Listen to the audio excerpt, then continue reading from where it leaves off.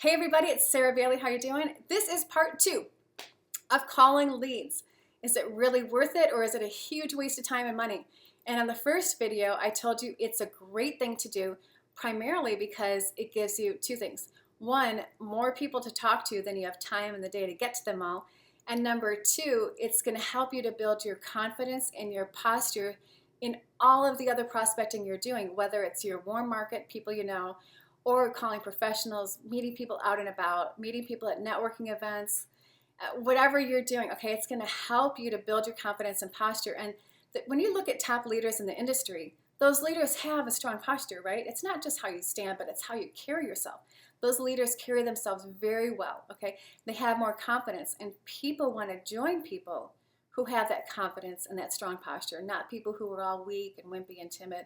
Okay, so it will help you to build your confidence, and that definitely is worth it. Okay, so let's say you're going to call some leads, you got a batch of leads, and you want to know what to say. On my blog, I will have all the questions written out in the blog post of what to ask when calling leads. So if you're calling somebody and you're calling a man and a man answers, you want to assume that that is a person you're calling. If it's a woman you're calling and a woman answers, then make sure you assume that that is a person you're calling, okay? You want to assume that it's that person answering the phone. And most people have cell phones, and it's them anyway answering.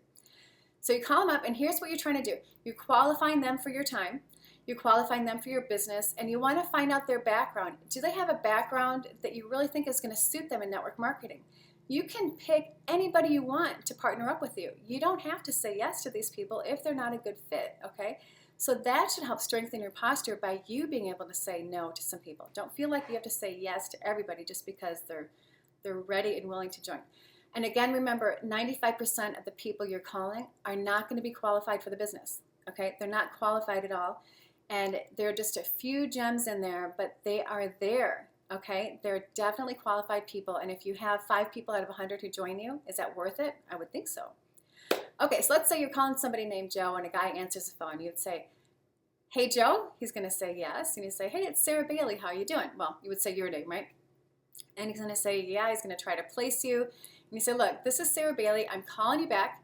Looks like you were a couple weeks ago looking for some information about working from home. How can I help you? And he's going to give an answer, what he might have been looking for. And then he could say, well, I'm out of work right now, or whatever his reason is. You want to ask him some more questions. Say, what do you do for a living right now? He'll tell you. And if it's been less than a year or two, then you want to dig a little deeper and say, what did you do before that? And find out what his work history has been like. And if it's been a little varied, you could say, okay, out of all those jobs you've had, what was your favorite and why? Okay. You don't want to just ask the questions. You want to go a little bit deeper with the answers that they give you, okay? Ask genuinely curious questions to get to know them. You're building rapport with them. They're going to want to do business with people they like and they trust. And that's what you're trying to establish on the phone. And you want to also know if you like them and you trust them too.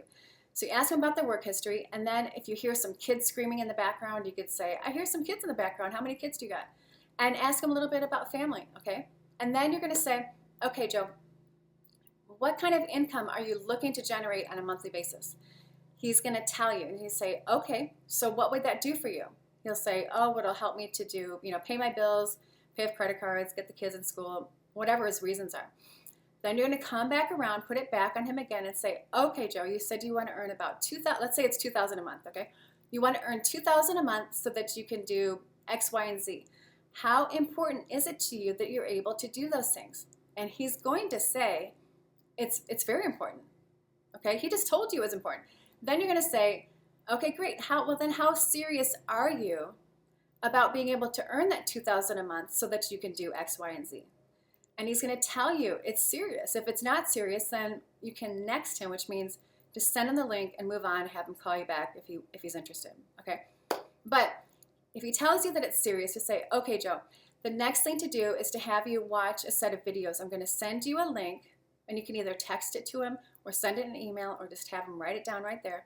Have him watch your videos, listen to your audio, whatever it is that you have for your company, and say, I want you to write down any questions that you have. And these videos and the audio will show you how it is that you're going to be able to earn that, whatever money they told you, $2,000 a month, so that you can do X, Y, and Z. Okay, you're restating it to them. You also want them verbalizing it to you what it is that they're looking for, and they're also telling you it's important. So now they're going to go watch the video knowing in their mind that it is important for them to be able to do something. Okay, that's really, really important that you do that. So then you're going to set up a follow-up time. If the person is really qualified for your business, set up a time that you're going to follow up with them, and you want it to be as soon as possible after they can watch the video or listen to your audio. So, and assume that they can do it right now, okay? They're the ones that were looking for more information, right? So, okay, Joe, it's going to take you about 20 minutes to get through those videos. I'm going to call you back in about 30 minutes, all right? So he'll say, okay, and if he says, no, I can't really watch it till tomorrow, I'm not home, say, okay, so narrow it down. What time can you watch it tomorrow? And then you want to call him back within an hour of whenever he can finish watching it. So let's say he watches it at 10 in the morning. Okay, I'll call you back at 11, Joe. If for any reason you are not able to be there when I call you at 11, can you do me the professional courtesy of calling me in advance to let me know? Hold on. Excuse me, dry mouth and throat. Okay, so he'll say yes and say, listen, how do you feel when you set up an appointment with somebody and they don't show up on the appointment at the time that they're supposed to be there? How does that make you feel? He'll say, oh, it feels crummy. And you say, yeah, don't do that to me, okay? So if you can't make it, call me in advance and let me know. And he's going to say, okay, so Joe, I'm writing it down in my calendar, 11 o'clock, I will talk to them. If you can't make it, I need to know that so I can put somebody else in that time slot. He'll say, okay. Then you hang up and you call him back. I have information on what to do on a follow-up call right on my blog. You can just type in the search bar. I think you can just type in follow-up call. Okay, that should help you. And then you're gonna call him back. Now, if you're talking to him during this conversation, you find out, you know what, you're just not getting the vibe from him and it's not gonna be a good fit, you can still send him the link. You could either say, you know what, I don't think this is gonna be a good fit for you. Personally, I have trouble doing that. So I would say, okay, Joe, write this website down. You can go to this website, and if it looks good to you, you have questions, you want more information, give me a call back. Okay, that's called nexting somebody, and that's what I would do with them. Okay, all right. So everybody, I hope this has been helpful to you. If you have questions or comments, please let me know. You can comment below, share the video, share the blog post. You can find me on my blog at sarahdbailey.com. It should be right below. And also on YouTube, you can find me at Sarah Bailey Marketing. So if you've not subscribed to my YouTube or blog, please do so. Would love to stay connected with you, and I will talk to you soon. Have a fantastic day.